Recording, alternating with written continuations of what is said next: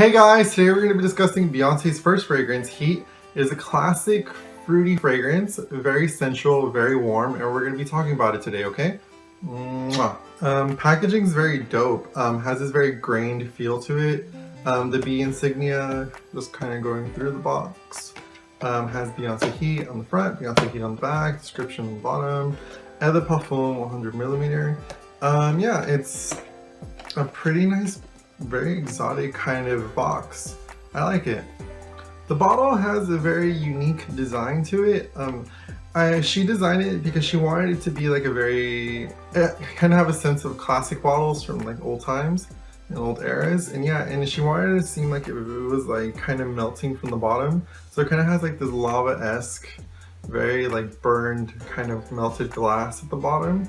And yeah, it kind of starts off with this very dark red and just kind of transcends up into this gradient of a very clear color, a golden neck. This is Beyonce right here and Heat right here, and then again a melted like top at the very top with another B insignia, as if Beyonce's B wasn't thrown around everywhere already. Okay guys, next we're gonna get into the scent of this baby, okay? So the perfume was created by Claudia and Olivier Charlton, and it was in cooperation with Coty Fragrances, and the notes include red vanilla orchid, magnolia, neroli, which is just orange blossom, blush peach, or a very sweet kind of a peach, honeysuckle nectar, almond macaron, creme de musk, which is a very creamy musk, sequoia wood, milkwood, tonka bean, and amber. Alright guys, so as always I have three of the strongest notes right here. I have the almonds, the peach, and I have the musk, the creme de musk, and I have a little bit of amber, but I'm going to explain that in a bit, okay? Alright guys, so I'm going to start off as always with the weakest of the three, and it collectively becomes like this very, the reason I said amber, I was going to explain it later, is because amber kind of melds with this accord with the almond macaron, and it just kind of develops like into this very warm, it gives it a gourmand kind of a sense at the bottom, at the base of it all. So yeah, almond macarons tend to be very sweet. They're kind of like a French pastry. Overall, macaroons are made with almonds, so it's just a very simple, flavorless kind of a macaron, because if you just had macaron, you would fuse it with like a fruit to give it a flavor. So yeah, and the amber gives it like this very laced warmth around the fragrance. That's pretty much where the heat comes from. It's from that amber macaron kind of a fragrance. And it's like this very toasty kind of macarons coming out of the oven kind of a smell. Next up we have creme de musk, and I've managed to obtain some. You can just order it online. You can find many musks online if you just really search up. And yeah, has like a very warm kind of sensuality, and this is where the fragrance gets most of its sexiness from. It's from the creme de musk, and it's just like this very creamy, kind of custard-like kind of a musk. But at the same time, it's very rough, it's very in your face. It's kind of, along with the peach, it's the second predominant note that kind of takes over the whole fragrance, but it really does give it its sexuality, because it is kind of a heat fragrance. And yeah, it's one of those fragrances, like I believe the only other fragrance that does it is the Lacoste. It's the Man Green Essentials, and I've worn this while I've been active like in sports or I've been like dancing, and it kind of envelops with like your body heat. So as your heat rises, the fragrance and the musk and the peach and all these notes kind of rise with it as well. Lastly, we have the peach, and yeah, people speculate this is red peach, yellow peach, peach Levine, which is like this French peach. It came out in some of the advertisements and some of the descriptions that it was peach Levine. Anywho, yeah. It is a very syrupy candy peach, as you've seen many other videos review this, or like other websites or blogs talk about it. It is a very predominantly peach kind of a perfume, but not a fruity peach. It is a very candied, very syrupy kind of a peach. It can be overwhelming at times, but I enjoy it. I like it. One of Gerald's favorite notes is actually peach, so he likes this fragrance a lot, but he kind of describes it as peach rings, like peach candies and stuff like that. It smells exactly like that.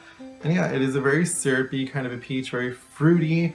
I believe the peach was added, and this is just my theory, it's because it kind of gives off like this very Southern Belle, and like this very Southern Belle kind of fragrance. And you know, like down south in America, the Georgia peach and a lot of like peach references get brought up. So yeah, peach tends to be like a very Southern kind of a fruit. And yeah, it is a very lovable fruit. Very syrupy, very peachy, very fruity, very nice. In terms of sillage, This is a long-lasting fragrance. It'll last you the whole day. It is very, very strong, so be aware that if you're around people that don't really enjoy perfume, just be cautious and be thoughtful of that. In terms of longevity, lasts very long. It'll last you probably the whole day. There's no need to carry this around, although they do make this in very smaller bottles. They do make it in body sprays, and they also make it in a parfum version, which is the elixir version, which I have smelled. That one tends to be more base heavy and more heavier with the red vanilla note, which is one of the notes that I really wanted to put up here, but it's not as strong.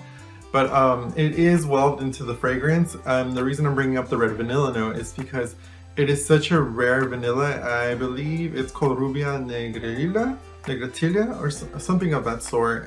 It's its genius, and it has a very like warm, kind of spicy, very sweet fragrance, and it is grown in Europe. I believe, I want to say it's grown in the Netherlands or in Norway or probably Sweden, some kind of European country like that.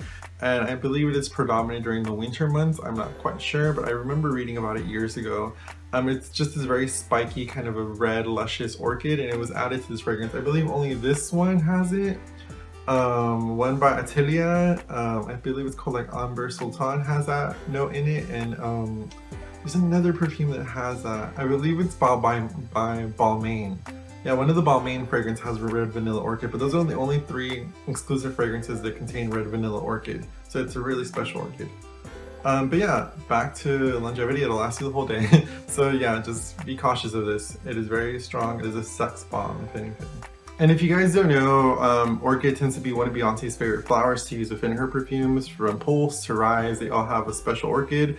This one just contains the red vanilla, as I previously explained, the red vanilla orchid specifically. And it is Rubra Negratilla. I need to learn how to pronounce the genus of it, but I just don't. And yeah, it is a very expensive orchid, so if you're ever in Sweden and you get to smell it, let me know how it smells, because I would love to know. And just pick it for me or send it to me or bring me one. Probably really expensive, so don't do that. And this does come with body care line. Very gold, very sparkly, and smells like the fragrance itself. Very pretty.